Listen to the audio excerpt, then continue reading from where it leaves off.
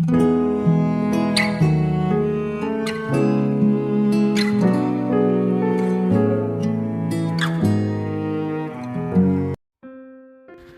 saudara yang kasih Tuhan Yesus.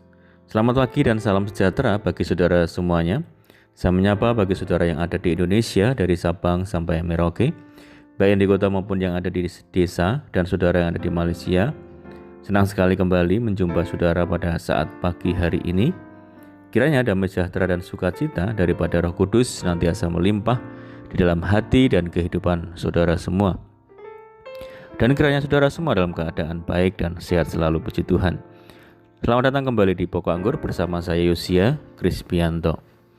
Mari saudaraku, sebelum kita bersama-sama merenungkan firman Tuhan pada saat pagi ini, mari kita bersatu di dalam doa. Bapa di surga, Bapa yang baik, Bapa yang penuh dengan kasih dan karunia, Bapa yang kami muliakan, di dalam nama Tuhan Yesus, kami mengucap syukur oleh karena pertolongan dan penyertaan Tuhan di sepanjang malam dalam istirahat kami, sehingga kami boleh melewati malam hari ini dengan penjagaan dan perlindungan Tuhan. Itu semua karena berkat pertolongan daripada Tuhan. Dan pada pagi yang indah ini kami kembali rindu untuk merenungkan firman Tuhan. Berbicaralah kepada setiap kami ya Tuhan, urapi kami dan jamah hati kami, sehingga kami dapat memahami maksud firman Tuhan. Terima kasih Tuhan, kami siap merenungkan firman-Mu hanya di dalam nama Tuhan Yesus kami berdoa. Amin. Puji nama Tuhan saudara. Pembacaan firman Tuhan pada saat pagi ini terambil dari 2 Tesalonika 1 ayat yang kedua. Demikian bunyi firman Tuhan. Kasih karunia dan damai sejahtera dari Allah Bapa kita dan dari Tuhan Yesus Kristus menyertai kamu. Puji Tuhan. Saudara kasih Tuhan Yesus, kata kasih karunia dengan damai sejahtera tidak dapat dipisahkan dalam hidup kita. Salam artinya damai sejahtera.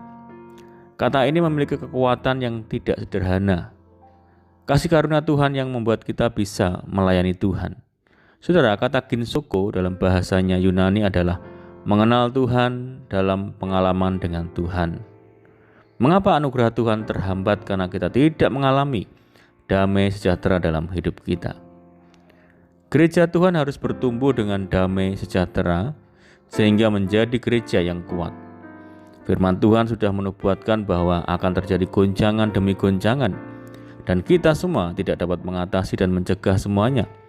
Oleh sebab itu, kita harus membangun apa yang ada di dalam kita, yaitu damai sejahtera. Dan pertanyaannya, apakah damai sejahtera masih ada di dalam kita? Saudaraku, stres adalah sumber penyakit. Oleh sebab itu, kita harus memiliki damai sejahtera di dalam diri kita. Di dalam Roma 16 ayat yang ke-20 mengatakan, semoga Allah sumber damai sejahtera segera akan menghancurkan iblis di bawah kakimu. Kasih karunia Yesus Tuhan kita menyertai kamu. Tuhan adalah sumber damai sejahtera yang akan menghancurkan iblis. Damai sejahtera adalah kekuatan dari dalam kita, bukan dari luar. Firman Tuhan berkata, damai sejahtera aku tinggalkan bagimu, damai sejahtera aku berikan perlindungan, dan apa yang kuberikan tidak seperti yang diberikan oleh dunia. Janganlah gelisah dan gentar hatimu.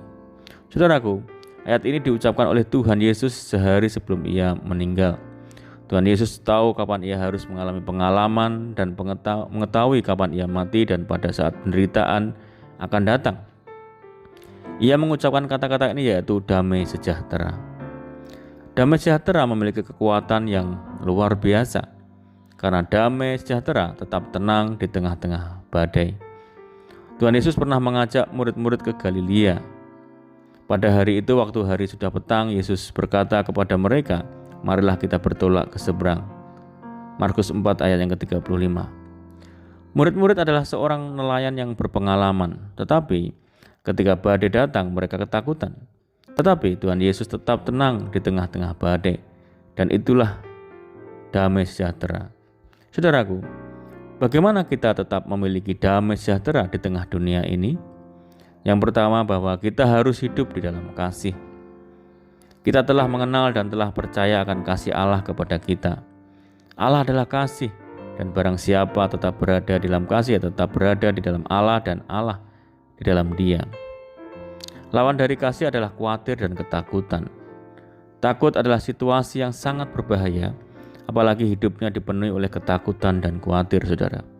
Oleh sebab itu, kita harus hidup dalam kasih dan kasih Tuhan dalam hidup kita. Dan orang yang hidup dalam kasih, firman Tuhan katakan bahwa kita tinggal di dalam Tuhan. Dan yang kedua adalah kita harus menjaga hati kita. Saudara, letak damai sejahtera ada di dalam hati kita. Oleh sebab itu, kita harus merawat dan menjaga apa yang ada di dalam hati kita, yaitu damai sejahtera. Tuhan yang akan menjaganya. Dan kita saat ini tinggal di dunia ini dan kita adalah pendatang, saudara. Tempat kita yang sebenarnya adalah surga, bukan dunia ini. Oleh sebab itu, janganlah hati kita dikuasai dunia ini, tetapi biarlah hati kita dikuasai oleh Tuhan. Dan kita menantikan hidup di dalam kekekalan.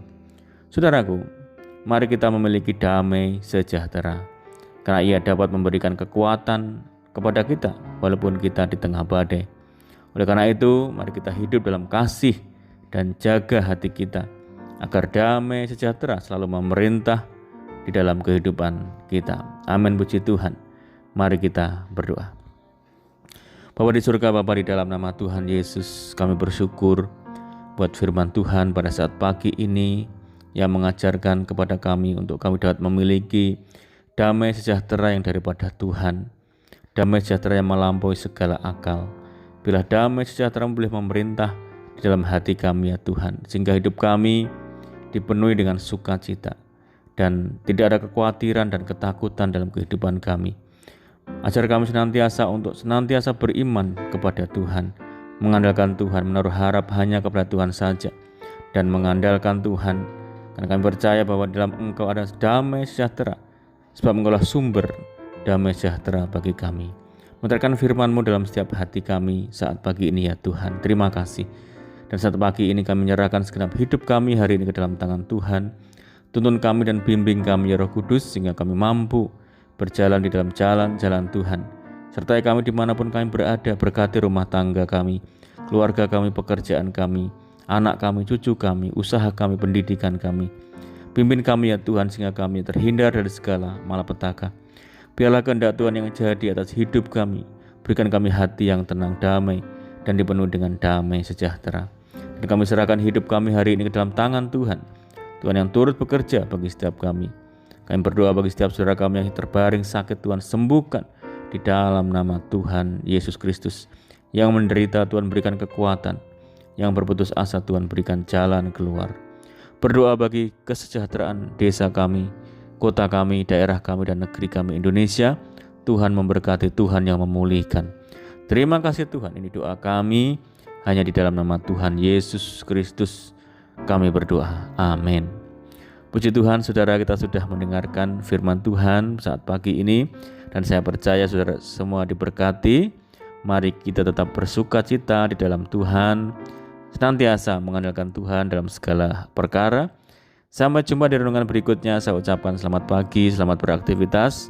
Tuhan Yesus memberkati. Haleluya.